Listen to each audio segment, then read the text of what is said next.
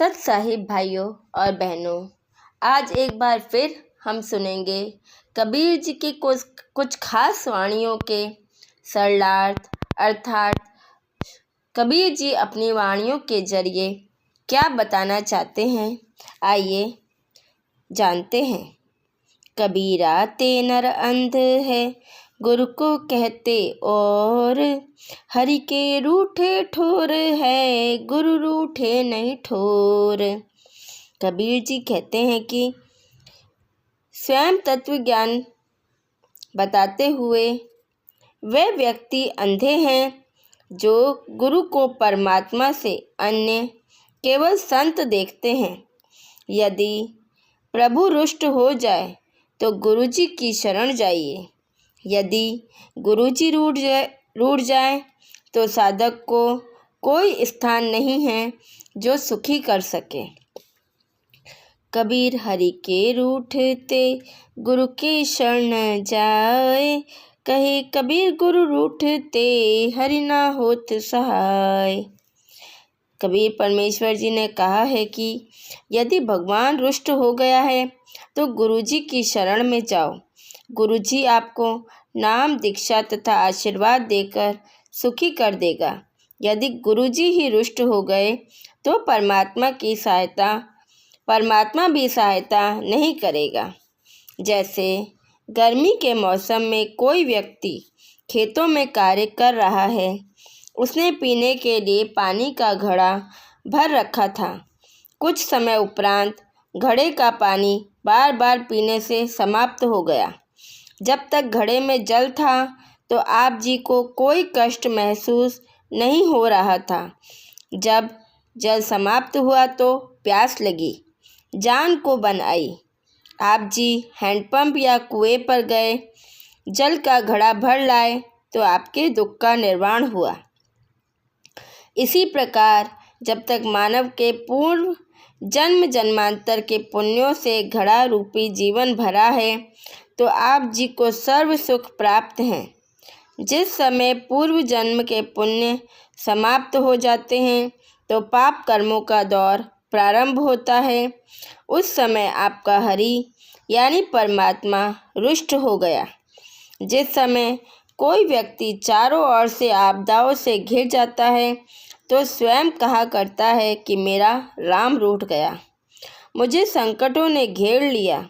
ऐसे समय में व्यक्ति यदि पूर्ण सद्गुरु जी के चरणों में यानी शरण में चला जाता है तो गुरु जी नाम की दीक्षा तथा आशीर्वाद देकर उसको पुण्य करने की विधि बताकर, पुण्य संग्रह कराकर तथा अपना आशीर्वाद देकर उस शरणागत भक्त को सुखी कर देते हैं। इसलिए कहा है कि हरि रुष्ट हो जाने पर गुरु की शरण में जाने से दुखी प्राणी सुखी हो जाता है।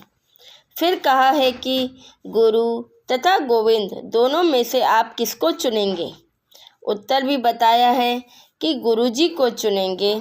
जैसे एक ओर तो पीने के पानी का नल खड़ा है, दूसरी ओर जल का भरा घड़ा रखा है। नल तो गुरु जानो तथा घड़े में जल को हरि जानो। यदि आप जी से कहा जाए कि आप दोनों में से किसे चाहते हैं तो बुद्धिमान का उत्तर होगा कि मैं तो नल या हैंडपंप को लूँगा, क्योंकि घड़े का जल तो समाप्त हो जाएगा, परंतु नल जो जल का स्रोत है, जल तो हरि अर्थात प्यासे को सुखी करने वाला है और नल अर्थात गुरु सुखदाई जल अर्थात हरि का भंडार है। यदि गुरु रूठ गया तो हरि कोई मदद नहीं कर सकेगा। इसका भावार्थ है कि यदि नल या हैंडपंप खराब हो गया तो जल प्राप्त नहीं होगा। इसलिए कहा है कि हरि रूठे ठोर है, गुरु रूठे नहीं ठोर। कबीर गुरु सो ज्ञान जुलीजिए, शीश दीजिए दान, बहुतक भोदू भई गए, राखी जीव अभिमान। गुरुजी से उपदेश लेने के पश्चात भक्त ने स्वयं को गुरुजी को समर्पण कर देना चाहिए। मन में अभिमान नहीं रखना चाहिए। मन में अभिमान रखकर भक्ति करने का नाटक करने वाले अनेकों मूर्ख अपना मानव जीवन नष्ट कर गए। कबीर गुरु समान दाता नहीं, याचक शिष्य समान, तीन लोक की संपदा सो गुरु दीन ही दान। यदि गुरु जी से कोई नाम दीक्षा मांगता है तो उस जैसा बुद्धिमान याचक नहीं और सतगुरु जैसा दान करता या दाता नहीं, जिसने छोटा दान ना देकर अनमोल नाम दे दिया, जिसके समान तीन लोक में भी नहीं। परमेश्वर कबीर जी ने कहा है कि कबीर कहता हूँ कई जात हूँ, कहूँ बजाकर ढोल, श्वास जो खाली जात है तीन लोक का मोल। यदि साधक सतगुरु से प्राप्त नाम का स्मरण करता है तो उसके एक श्वास उस श्वास के नाम के जाप की कीमत तीन लोक के समान है। कबीर तन मन दिया तो भला किया, सिर का जासी भार, जो कभू कह मैं दिया, बहुत सहे सिर मार। यदि शिष्य ने गुरु जी को तन मन धन समर्पित कर दिया तो अच्छा किया, सिर का भार समाप्त हुआ। यदि कभी यह कह दिया कि मैंने इतना दान कर दिया तो आपका दिया दान फल रहित हो जाता है और गुरु के मार्ग से नाम रहित होकर बहुत कष्ट उठाएगा। कबीर गुरु बड़े गोविंद से मन में देख विचार, हरि सुमरे सो वार है, गुरु सुमरे होए पार। कबीर जी को परमात्मा ने बड़ा बताया है। कबीर परमेश्वर जी ने कहा है, कबीर राम कृष्ण से कौन बड़ा, उन्हू भी गुरु कीन, तीन लोक के वै धनी, गुरु आगे आधीन। जैसे हम पौराणिक कथाओं के आधार से श्री राम तथा श्री कृष्ण जी को प्रभु मानते रहे, तो परमात्मा कबीर जी कहना चाहते हैं कि जब राम कृष्ण भी गुरु जी के सामने झुके हैं तो गुरु तो गोविंद से बड़े हुए। इस वाणी का यह भी भावार्थ है कि यदि राम कृष्ण जी ने गुरु धारण करके भक्ति की और स्वर्ग लोक जा सके तो सामान्य मानव को भी गुरु बनाना अनिवार्य है।